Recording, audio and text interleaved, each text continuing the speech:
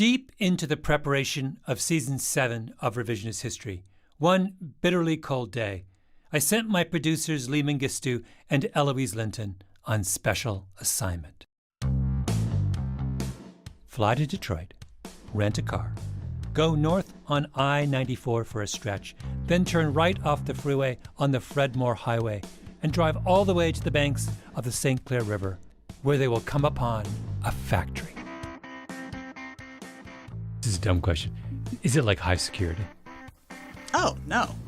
Well, it's not high security, but we did have to really put on a lot of gear to get it in there for food safety reasons. You wearing like hard hats, reflective jackets. Were you wearing like industrial footwear? Not footwear, but we had to wear gloves. So we were wearing gloves, caps for our hair. That didn't really work for either of us. Not at all. I wanted to understand an experiment, one of the most important experiments of our modern era, one that's been all but forgotten.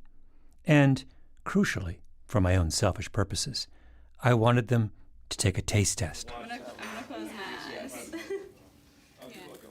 So we had a couple of paper plates in front of us, and then a spoon, and then we would spoon a little bit of it into our hands and then taste it from there.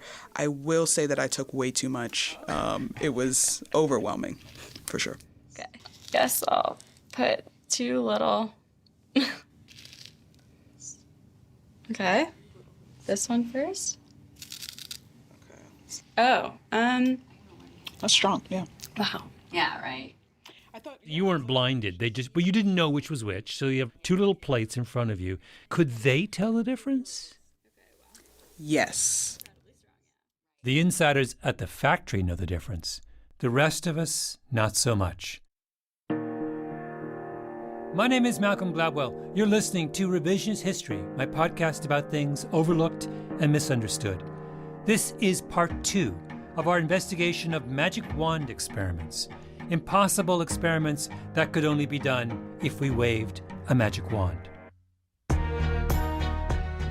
In this episode, you'll hear my magic wand.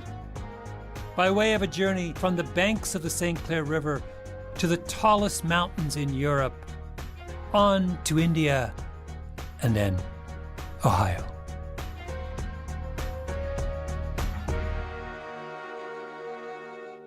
This episode is going to require a fair amount of digression. Patience, grasshopper. We begin our story over a century ago, a time when you could go many places in the world and find some portion of the local population severely disfigured. If I'm walking around a remote village in the Swiss Alps in 1800, what do I see? High up in the Swiss Alps in the mid-1800s, you probably about half the population would have a visible goiter. I'm talking with Michael Zimmerman, University of Zurich, about goiters, a swelling on the neck right in front of the larynx. Describe these goiters. How large could they be? Well, I mean, in a child, it's about the size of maybe a lemon. But the older women, particularly the ones who'd had repeated pregnancies, and would have large multinodular goiters, they can be the size of a volleyball. I mean, they can... A volleyball? Yeah, sure. They can compress the trachea, make it difficult to breathe or swallow. They can really be massive. Some portion of the population with goiters had a related condition, what used to be called cretinism. So in children, for example, they don't grow normally, so they're very short. They have characteristic facial features. They have very dry skin, very dry hair. They move very slowly. Their temperature regulation is very poor. They become cold very easily. And then classically, it's associated with, cognitive impairment and also deaf mutism. And it's not reversible. It's not. For the longest time, no one knew the explanation for cretinism or for goiters. It would be one thing if they appeared everywhere. Then you could say, this is just what human beings look like. But this wasn't everywhere. It was confined to very specific regions of the world. I mean, it was famous back in the 1800s for British and American tourists to go up in the Swiss Alps, not only to see the beautiful alpine scenery, but also to see goiter and cretinism. I mean, Mark Twain, very famous quote, I've seen the two things I wanted to see in Switzerland, Mount Blanc and the goiter, and now I'm going home. It wasn't until the 19th century that scientists started to figure out what might be the culprit: iodine, or rather, a lack of iodine in the diet. Iodine is a trace element found largely in seawater. There's a lot of iodine in seaweed and in the livers of fish like cod. If you live in a coastal area, you'll get iodine in your diet naturally because the wind and rain blowing off the ocean will deposit iodine in the soil and water. If a cow near the coast drinks water with iodine in it, then that iodine gets into your milk and meat. But go inland, and iodine gets harder to find in nature. Fresh water flushes iodine out of the soil. Worst off are places that used to be covered with glaciers, because when the glaciers retreated, they took topsoil and natural iodine with them. No iodine in the soil, no iodine in plants. No iodine in plants, not enough iodine in the people eating those plants. And when people don't get enough iodine in their diets, their thyroid glands have to work overtime to compensate. So the thyroid becomes huge, like an oversized heart. Think about the Swiss Alps, an inland mountain chain with lots of glaciers, no iodine in the soil. And so people living there have historically been afflicted with goiter. Norway also had a huge goiter problem. So did mountainous parts of China, Russia, and goiter was a problem in the United States, of course, because there are plenty of inland areas in America once home to glaciers.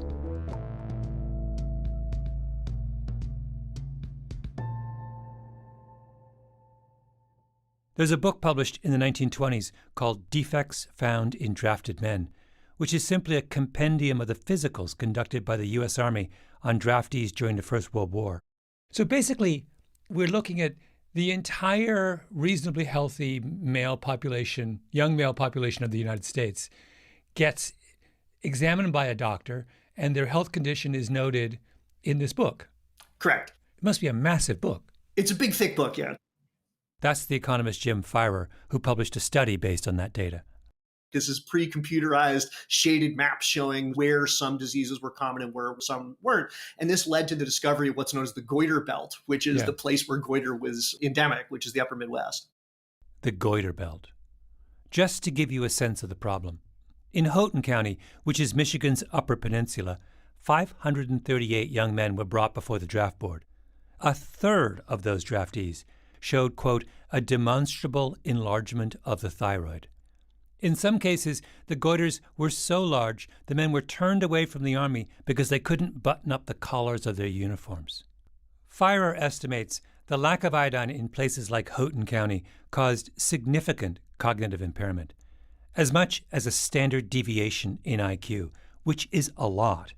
A standard deviation can be the difference between being able to handle college and not being able to handle college. So what's so weird about this? There is literally a part of the country where people are not as smart in aggregate as other parts. Certainly, they are not as smart as they could have been in the absence of being iodine deficient. Yes, I think that's right. So, you have people in various parts of the world who don't get enough iodine. What do you do about it? Michael Zimmerman says some of the earliest attempts to fix the problem were a disaster. The dose of iodine that they were applying in these initial studies was extremely high, 1,000-fold higher than what was needed to eliminate goiter. And iodine, like any nutrient, is poisonous at high doses. So a lot of people developed hyperthyroidism and actually cardiac arrhythmias and died from excess iodine ingestion. So it was seen kind of as a double-edged sword, and people saw it as a poison as well as a potential remedy. There was an iodine backlash and a lot of confusion. Like, was iodine a treatment for goiter, the way aspirin is a treatment for headache, something you gave once and it solved the problem? Or was it a supplement? Was iodine something that people with goiter needed on a continuous basis? And if so, how much iodine would you need to give to people? How often? Starting at what age? And how would you give it to them? Did it matter? What the world needed was a proper experiment, Careful, rigorous, controlled. And where did salvation finally come from? Akron, Ohio. Surely, at least if you are as old as I am, you remember the classic 1983 hit from Chrissie Hynde and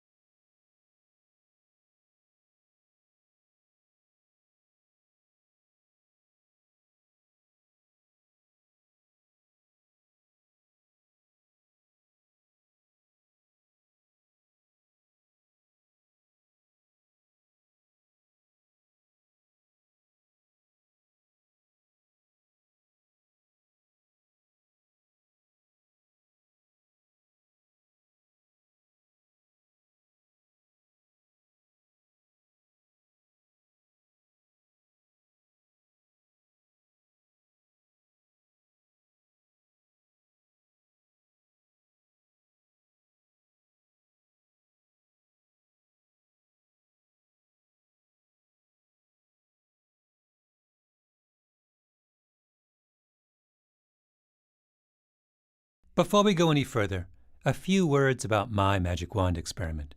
In the last episode, I gave several scientists a chance to wave a magic wand to create any experiment they wanted, without regard for the laws of nature or ethics.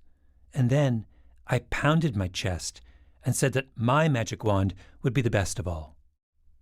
Why did I say that? Well, I'll tell you. Because all of the other magic wanders I spoke to were trying to solve big, weighty questions, existential questions, global questions.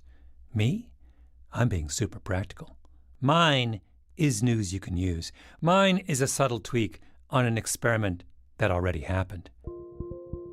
An experiment conducted early in the 20th century by a brilliant young physician named David Marine. David Marine was born in Maryland and studied at Johns Hopkins School of Medicine. Then he went to do his residency at Lakeside Hospital in Cleveland in 1905. Cleveland, on the banks of Lake Erie, freshwater Lake Erie, one of the Great Lakes created by the Laurentide ice sheet 20,000 years ago. Cleveland, built on a landscape shaped by glaciers which stripped away the iodine as they retreated. Goiter country. According to the legend, he was walking to his first day of work and noticed that many of the women in the neighborhood and all of the dogs had a big goiter. That's Michael Zimmerman again. He studied David Marine's career. So when he was, went to work and he was asked, what would you like to work on in terms of your research focus here? He said, well, maybe I should work on the thyroid because it seems like there's a lot of thyroid disease around. In 1909, Marine gets called in by a local trout hatchery that's convinced their fish are suffering from a strange outbreak of cancer. All of the farmed fish have a big bulge right near their thyroid. Marine tells them, that's not cancer. Your problem is you're feeding your fish chopped up pigs' hearts and livers. And the pigs of Ohio, which eat the iodine-deficient feedstocks of Ohio, have no iodine in them. Marine tells them, feed the fish chopped up sea fish. The hatcheries follow his advice, and the fish goiters go away. In Ohio, David Marine is Dr. Goiter. He spends a decade gathering evidence in the laboratory. Then, in 1917, Marine goes to the Cleveland School Board and says, I'd like to do an experiment. Let me feed some iodine to your school children to see if I can get rid of goiter. And Cleveland says, no. Of course they say no. I mean, can you imagine this scenario? Iodine is, at this point, still considered a poison. The Food and Drug Administration wanted manufacturers of iodine to put a skull and crossbones on the package. And Marine decides he only wants to dose girls with iodine, 5th grade and up, which surely must have seemed a little shady at the time. Imagine that your 12-year-old daughter comes home from school one day with a note from the teacher. asking for your permission to let little Janie take part in an experiment involving repeated doses of something widely considered a poison. But no worries, because it'll be done under the supervision of some guy from out east who's done a lot of work with trout. Let me just read to you from the instructions Maureen wrote out to teachers. Quote, "A few of the pupils, after 2 or 3 days, may get what seems to be a slight cold in the head with nasal discharge and possibly, more rarely, the appearance of pimples or a slight rash on the body. It is nothing serious." End quote. So little Janie's going to come back home with a head cold and covered in pimples and a rash after being fed generous doses of a mysterious liquid. I mean, what would you say? You would say no thanks. Cleveland says no thanks. But Dr. Goiter has come too far to give up, so he drives 40 miles south to Akron and proposes the same idea to the Akron School Board. And Akron doesn't say no. Akron says yes. And it is in Akron that we get the first definitive proof that if you give iodine to people, goiter vanishes. How quickly did he see that improvement? He saw it in a matter of weeks. Wow. So Akron is this weirdly open-minded place, and Cleveland is this weirdly closed-minded place when it comes to one of the most significant scientific findings of the 20th century. I think what happened is he went over to Akron because the president of the Akron School District was also an alum of Johns Hopkins, and said, "What do you think? Shall we do this together?" And the guy said, "Yeah, I trust you." The Akron iodine experiment changes the world. It's up there on the list of greatest public health breakthroughs in history. But that was more than a century ago. When I said I'd give Akron another shot at redemption, I was talking about now. This whole thing started one day when I was salting my pasta water. A light bulb went off inside my head, and I realized I too have a magic wand.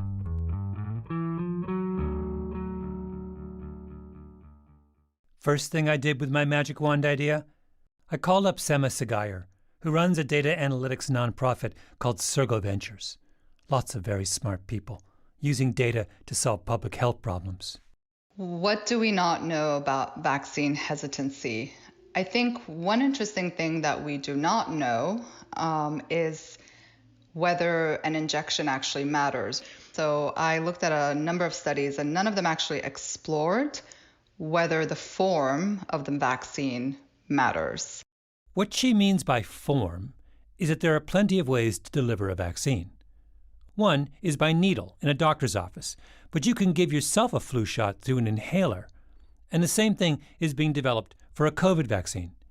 If we'd had the choice from day one of the pandemic to go needle or inhaler, which would have made the most sense? We don't know. Does the person who doesn't want to get vaccinated object to the concept of the vaccination or just the form? Sagayer said that her firm once did research in India looking at why people were skeptical about certain kinds of medical treatments. And so while this is in India, and I'm not suggesting that this may be true in the US, but it's some really interesting results in that in India, for example, anything in the form of a powder is least value from a medicinal perspective, whereas a pill is of higher value, an injection even higher value, and an IV even higher value.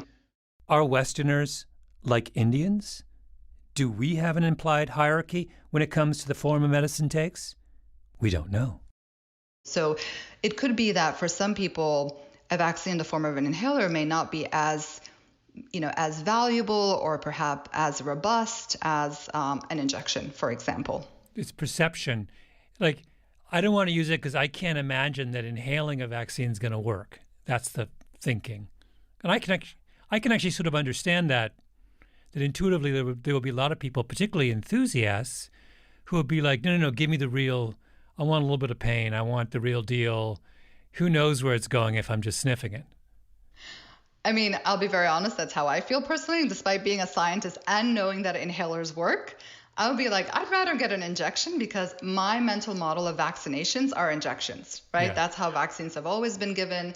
So this is what we know. We know that 24% of Americans are fearful of needles. That's an astonishingly high number, Emma. It is, yeah. So, are the hardcore vaccine skeptics, the people jumping up and down and saying COVID doesn't exist, really just scared of needles? Like, really scared of needles and don't want to admit it? Maybe. I mean, we see world-class athletes giving up millions of dollars in income because they refuse to get vaccinated. How on earth would a macho, testosterone-driven, manly man at the top of their sport admit that they just don't like the needle, even if they're given a lollipop afterwards, and even if the doctor distracts them with a puppet and says, "Look at the puppet"? Is this what it's really all about? We don't know. We don't know anything. And when you're faced with this many I don't knows, what do? An experiment, that's what.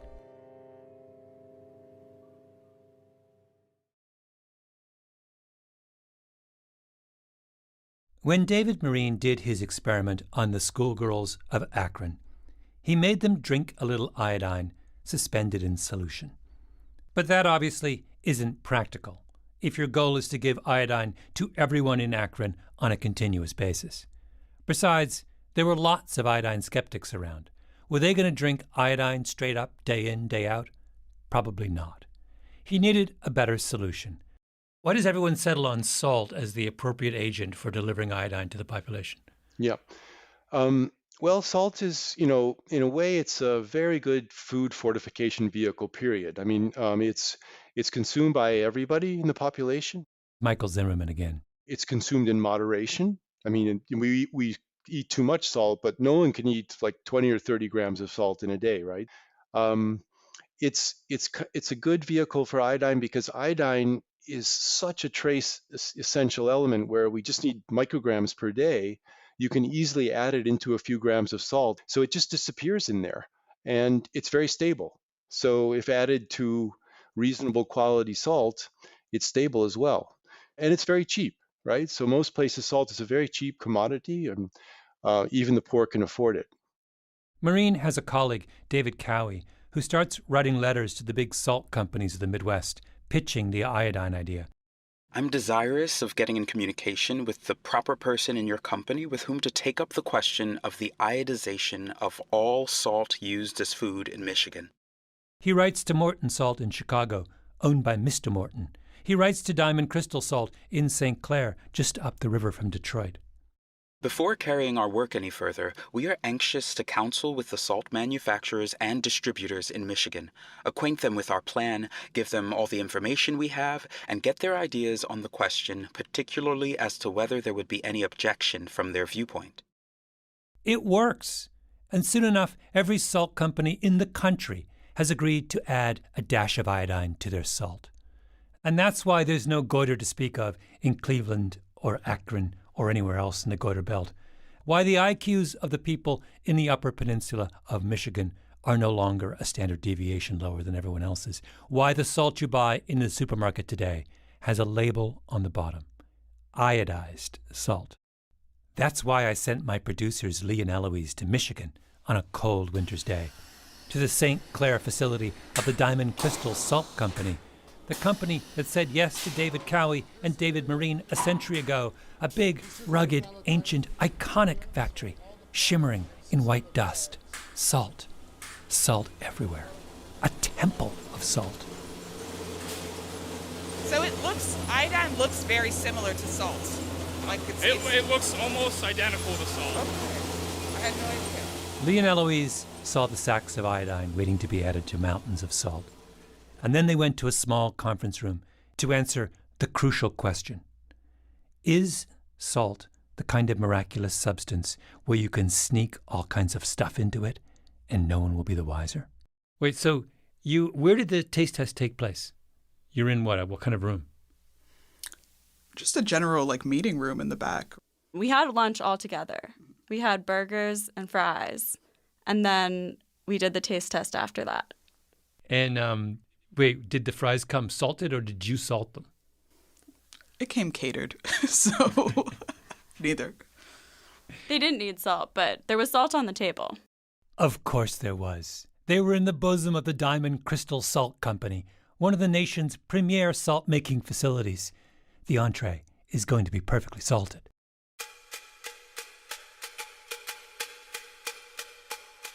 So, the real taste test. Diamond Crystal flew in its top salt specialists for the occasion. Lee and Eloise were presented with 2 paper plates of salt, one pure, one adulterated. Eloise and Lee each take a big breath, then a quick drink of water to cleanse the palate. I'm gonna guess this one's iodine. The first one? Okay. Or what do you think? No. I have no idea. They taste exactly the same. Extremely salty. I still taste it. It's extremely salty, yeah. both of them. Well, this one looks like it's a different density, and maybe they added more stuff to it. Oh, they're so tiny, though. How can you even see what's bigger? I'd say this looks bigger. Oh, this is smaller. Oh, I need glasses. Yeah. That's what the issue is. So which is which? This one was the iodized. Oh! Right. Got it. They taste exactly the same. Turns out you can put just about whatever you want in salt, and no one's going to notice. I think you can see where I'm going with this. My magic wand. Well, Ma, you know my idea. The reason I called you is that I was curious about putting it in salt, along with iodine. By it, I mean the COVID vaccine. Now, I realize that given the present limits of science, that's an impossibility. We don't know how to make a vaccine so stable that you could stick it in a condiment. Maybe someday, not today. But that's why this is a magic wand experiment. The things that we would love to do but can't because of the laws of nature. But I have explained the rules of the game to Sema Sagayar, and she has agreed to play. I put it in salt, and I call it something different. I say it's the anti-COVID supplement that I'm sticking in your salt. So we're not using the word vaccine at all, because vaccine for most people is associated with the thing that you get in a needle, right? So now we're saying, actually, no, it's just like iodine, or the niacin in your wheat or whatever. Is it niacin in wheat? I forget. It's a nutritional supplement that we're putting in salt, which we think will help fight COVID. My question is, does moving the COVID vaccine from the vaccine category to the nutritional supplement category help us with the skeptic? So you're not calling it a vaccine. You're still tricking them in some ways, right? Because you're not giving them the full information. Yeah, let's take it for granted here. There's going to be some trickery, but I'm calling it. I'm just saying it's a supplement, and it just helps you fight COVID. Accurate, right? Sure, you've essentially reframed the product in a way that doesn't play into their beliefs that, the vaccine has microchips that are following them, is doing X. I think it could. So in other words, the threshold of resistance for something that you eat as part of your regular diet, this is what we'd like to find out. Is that lower than your threshold of resistance for something that is framed as a medical intervention? Mm-hmm. Is there a category of person who is a COVID skeptic whose skepticism would translate as indifference to some kind of intervention? So it's hard to be indifferent about a shot, particularly when you have to go to the doctor, register, wait in line, blah, blah, blah. But maybe it's so easy to be indifferent to, I'm in McDonald's and it's on my fries. So it's like, and if I don't believe COVID exists in the first place, what I would do is roll my eyes at the people who think that by eating fries, they're protecting themselves. But I'm not going to not eat the fries. Right, because I care about the fries. I care about the fries. That's my hope. Listeners may remember one of my favorite all-time revisionist history episodes, Season 2. McDonald's broke my heart. We take fries very seriously here. Fries can change the world. No, it's true. I mean, you don't always have to change someone's belief or their mental model to get them to do a behavior. Yeah. Right. Yeah. You can make it very easy. You can make the thing that you want them to do an impediment for something they really care about, as you said, like eating the fries. On the other hand, maybe this whole COVID fighting salt idea might be a bust. Remember the whole brouhaha over fluoride? The powers that be put fluoride in the water supply back in the 1950s as a simple way to fight tooth decay. And some people are still upset about it. To this day, Portland, Oregon refuses to fluoridate its water. Go to Portland. Ask people there how many cavities they have. They would rather sit in a dentist chair, all numbed up, and get drilled for an hour than have the government slip something harmless in their drinking water. To paraphrase the old cliche, the people of Portland will cut off their teeth despite their mouths. There's a scenario where putting the vaccine in salt is every bit as insidious, or maybe even more insidious, than putting it in a vaccine. Right? In the same way that fluoride was considered to be insidious by virtue of the fact that it was ubiquitous, it was unavoidable and everywhere. We're still going to get a skeptic group with the salt. The question is whether the skeptic group with the salt is smaller than the skeptic group with the needle. Or now you get another skeptic on top of the existing skeptic. Yes, this will be like a massive government intervention, right? People who really, don't want the government interfering in their lives. This is that, right? This is like the government now telling me I can't avoid because I have to have the salt with the vaccine. What if the geniuses at Moderna came up with COVID vaccine 2.0, which was so incredibly ingenious that we could just throw it in with the iodine in our table salt? Well, we have no idea whether that would help our struggle to get everyone vaccinated. Hence, my magic wand. Akron versus Cleveland, just like old times. Akron gets COVID salt, Cleveland gets the needle. I'll let Sema wave the magic wand. So tell me what the experiment should look like. Okay, so I would actually have 3 arms of the experiment. So I'd have obviously one arm of the experiment, which is like people have to go and get their needle, the regular today. I would have one arm of the experiment where all the salt that a group of people in this place are consuming actually already has the vaccine, right? They cannot choose. And then I would have another arm where the packages that you call in the supermarket are actually labeled. Some of them have the COVID, what did you call it? It's the anti-COVID supplement. Anti-COVID supplement. So some of the packages would have the anti-COVID supplement and some won't. So you give them a choice, essentially. No choice salt. Choice salt, needle. That's our magic wand experiment. Cleveland gets it in the arm, Akron gets it in the salt, and someone else has to choose between salts. Let's make that, Toledo. 3 arms. 3 arms. We run the experiment for 6 months. An experiment in how the form of a vaccine affects hesitancy. We kind of know what happens in Cleveland. Most people get their vaccine shots, but there'll still be a big group who don't. But what about Toledo, where you get to choose whether or not you want anti-COVID salt supplement? We don't know. But the bigger unknown is Akron.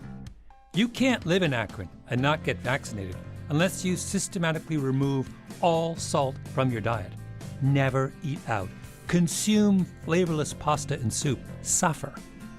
So do people leave Akron in a panic? Or do they say, I'm an Akronite, inheritor of a grand tradition of using my salt shaker to solve the greater problems of the world. F it, I'm in. In which case, within days, Akron is the shining city on a hill. Masks come off, the hospital's empty. Strangers give each other hugs and big sloppy kisses. A convoy of angry long-haul truckers chanting, "My body, my choice," starts out in Cincinnati and heads for Akron, only to turn back in frustration when they stop for lunch in McDonald's in downtown Akron and inadvertently vaccinate themselves.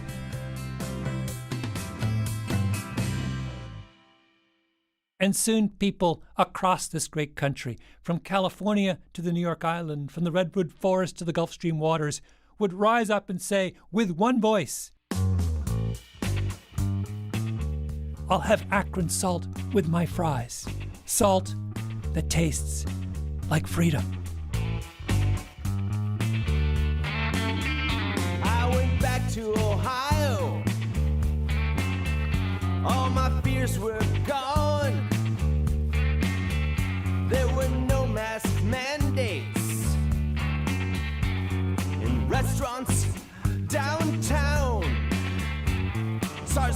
has disappeared. Even from unventilated places, salt shakers everywhere, reducing hospital cases. Way to go, Ohio.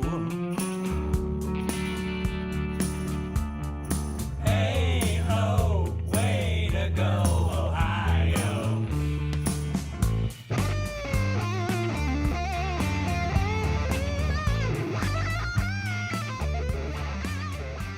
Revisionist History is produced by Eloise Linton, Lee Mengistu, and Jacob Smith, with Tally Emlin and Harrison V.J. Choi.